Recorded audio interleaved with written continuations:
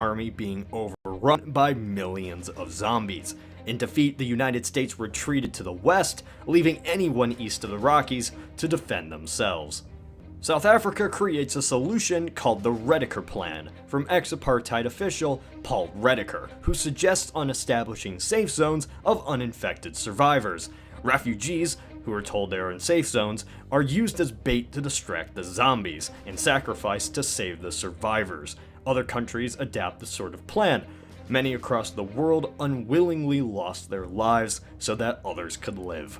In an international meeting of nations in Honolulu, the United States capital, the American president suggests on going on the offensive, a war against the zombies, instead of trying to survive in isolated pockets. A cough world war against zombies.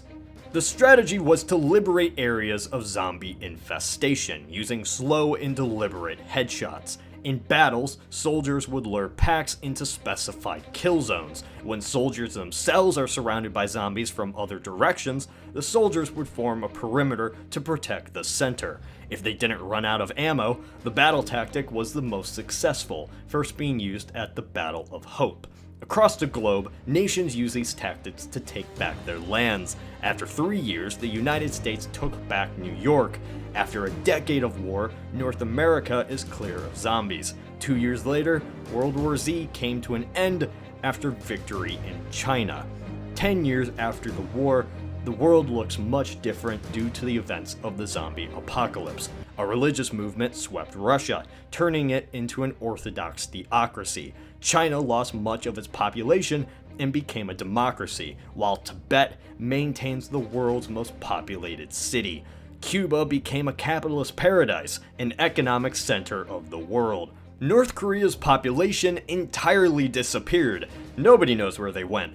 Iceland is entirely full of zombies. Many nations no longer even exist. There are still major pockets of zombies, mostly at the ocean floor, or in the north, such as Siberia or Finland. The ecosystem of Earth is badly damaged due to the fires spread during the war. It's rapidly cooled the planet and the atmosphere is highly polluted. Resources are now scarce and major economic pre-war assets are completely useless. But the world, while hurt, is rebuilding. Humanity is coming back from its brink of destruction. It faced the apocalypse and fought it back. With that, mankind became stronger. World War Z is a collection of stories that symbolize the ability to come back from the darkness, and that's why the lore is so fascinating. It may not be alternate history, but it's still a scenario that makes us think. Like us on Facebook, subscribe if you have not done so. This is Cody from the Alternate History Hub.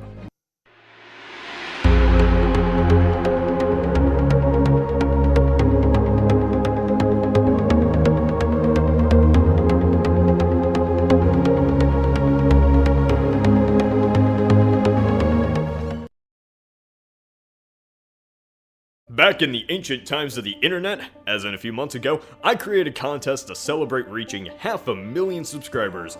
Well, I hit 500,000, and to celebrate this milestone, I gave you guys a contest. You, the viewer, were to write your own mini alternate history hub video. Write an alternate scenario based around a topic you enjoy, and if I enjoy it enough, it will be showcased in this video. Right now. 3 fans won, and now it's time to show what they made. The following scenarios are ones I found the most interesting and well written, and wrote 100% by fans. Do they need to be perfectly realistic? No, it's just for fun. The only changes I made are in grammar or to cut down for the sake of time. Alright, first up is Jason Wages. What if the War of the Worlds hoax was real? On Halloween 1938, a young Orson Welles detailed the terrifying account of a Martian invasion of Earth over the radio. In his fake news broadcast, he described the resulting destruction as our conventional weapons of the era feebly attempted to fight off a technologically superior Martian force, only for the Martians to fall to the natural microorganisms and bacteria in our atmosphere. While the broadcast was part of the Mercury Theater radio show and was just a hoax, it was realistic enough to set off a widespread panic as some people across the country mistook the drama for the real deal. But what if the invasion was the real deal? What if in an alternate timeline the events of that Halloween night had in fact actually happened, and a strike force of Martian war machines fell out of the sky nearly 80 years ago. How would humanity change following the War of the Worlds? For this scenario, we will use the version of the story as narrated by Orson Welles. The Martians are launched earthward via cylinder-shaped projectiles, impacting the world like meteorites. The Martians pilot towering tripod vessels highly resistant to weapon fire, armed with a devastating heat ray, and those people they don't outright kill, they gather as food. In our timeline, 1938 was a period of great change. The Nazis took their first steps of their reign of terror across Europe with the invasion of Austria, while the US was taking steps to bring itself out of the Great Depression. On the heels of an unexpected worldwide Martian blitzkrieg, World War II would end before it even began. Major cities across the planet would be prime targets for the attacks as fast-moving Martians aimed for large population centers, with cities like New York and London left in ruins and depopulated.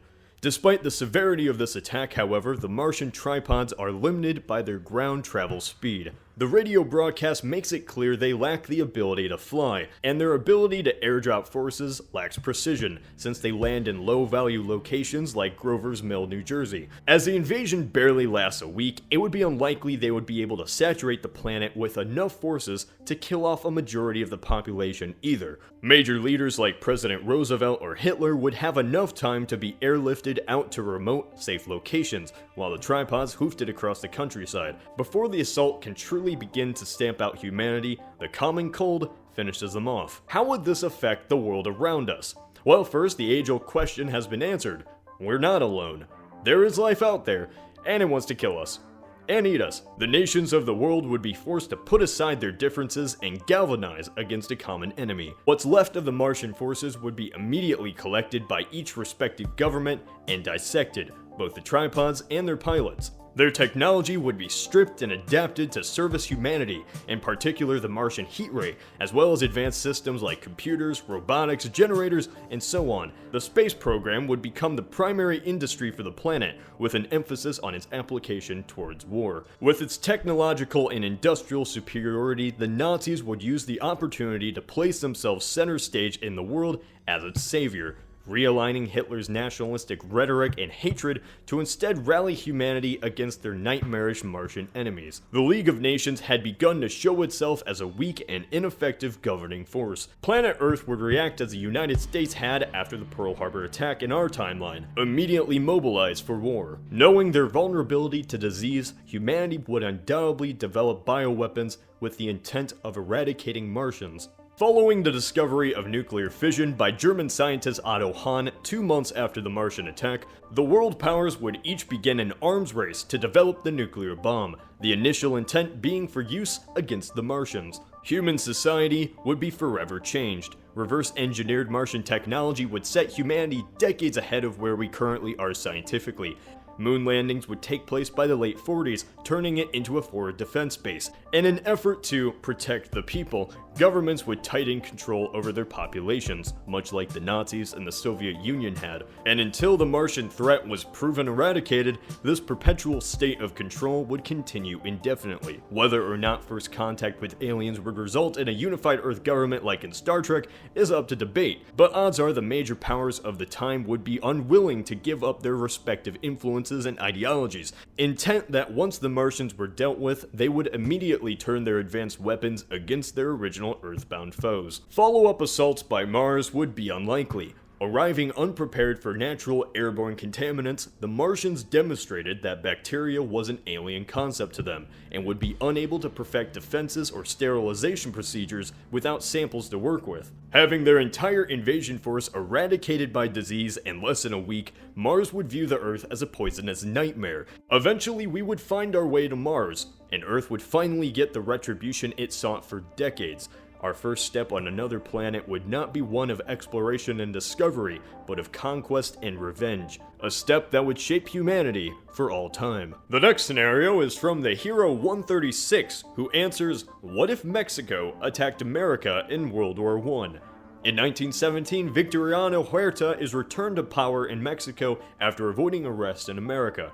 With Mexican President Venustiano Carranza removed from power in a German-backed coup, Mexico is a threat to America once more. Promising to regain national pride after the bitter Mexican-American War, President Huerta allies with the Central Powers and attacks America after the USA declares war against Germany. The Mexicans struggle against a strong American defense and begin unsuccessfully with the initial invasions. However, Germany is able to supply reinforcements and advanced German weaponry for the assault against the US. Yet the US Army would be too well defended to push back further, and a stalemate would likely occur as Mexico begins to reinforce the newly conquered territory. Aid from Germany would start to weaken due to pressures in Europe and American convoy raids in the Caribbean. After several months of fighting, Texas would be reconquered and the US would begin to push towards Mexico. The Mexican army would be stronger than it was in the Mexican-American War, and trench warfare combined with chemical warfare would cause the casualty rate to rise. Driving Mexico back would be a costly endeavor, as the war would become a Mexican defense against the American counterattack. Following the recapture of Texas, America would blockade the Caribbean to prevent Germany from being able to assist the Mexicans and supply reinforcements. America would eventually occupy Mexico City. It's unlikely that Mexico would be able to succeed against the sheer size of the American army and industrial workforce. An unconditional surrender would take place, with President Huerta being removed from power for the last and final time. America would then place primary focus on defeating Germany in Europe. The war would end with an Allied victory and the defeating of the Central Powers. The aftermath of a second war against Mexico would be severe. The public would be outraged with Mexico, and the US would dismantle its government and strip away its armed forces. The Great War would be longer than it had been in our timeline due to the War with Mexico,